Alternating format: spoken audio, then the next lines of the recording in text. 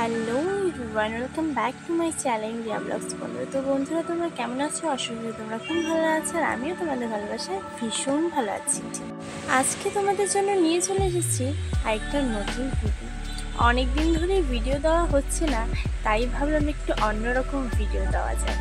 তো যাই হোক বন্ধুরা, তোমরা ভিডিওটা পুরো দেখে লাস্ট পর্যন্ত জানিও শাড়ি পরে আমাকে কেমন লাগছে, অবশ্যই কমেন্টে বলো। আর ভিডিওটা যদি ভালো লাগে অবশ্যই একটা লাইক করে দিও। আর আমার চ্যানেলে যদি কেউ নতুন হয়ে থাকো, আমার চ্যানেলটাকে সাবস্ক্রাইব করে পাশে থাকা বেল আইকনটি ক্লিক করে দিও। আর যেহেতু আমি খুব একটা শাড়ি পরি না, নর্মাল নাইটি ড্রেস পরেই ভিডিও করি, সো ভাবলাম আজকে শাড়ি পরে একটা ভিডিও করা যাক। আমার নিজেরও ভালো লাগবে, আর তোমরাও আমাকে বলো আমাকে কেমন লাগছিল।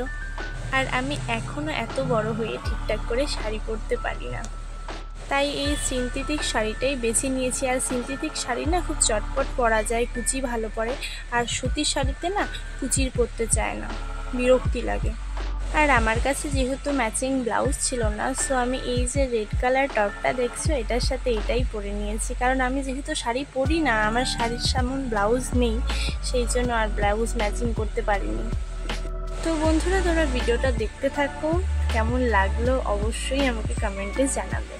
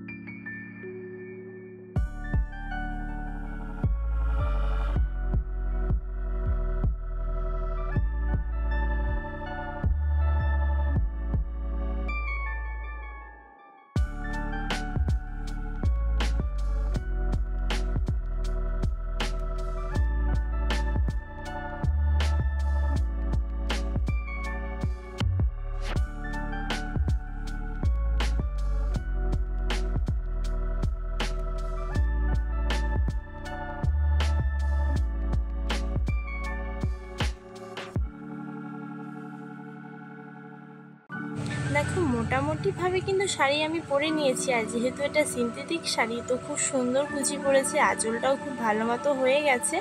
খুব একটা খারাপ লাগছিল না আমার কাছে। তোমাদের কেমন লাগছে অবশ্যই জানিও।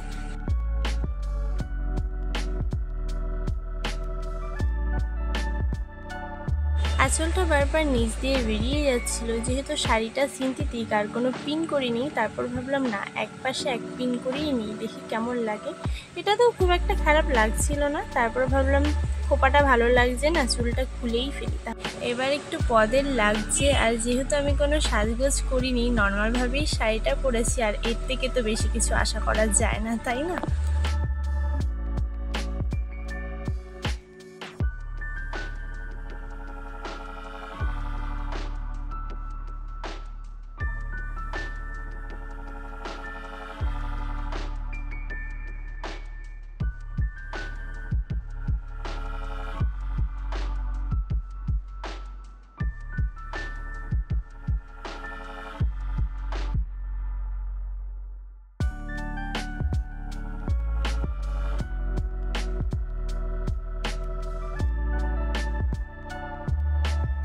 তো বন্ধুরা, আজকের ভিডিওটা এইটুকুনি ছিল। ভিডিওটা যদি ভালো লাগে অবশ্যই একটা লাইক করে দিও। দেখা হবে নেক্সট কোনো ভালো একটা ব্লগে। ততদিনের জন্য টাটা, বাই।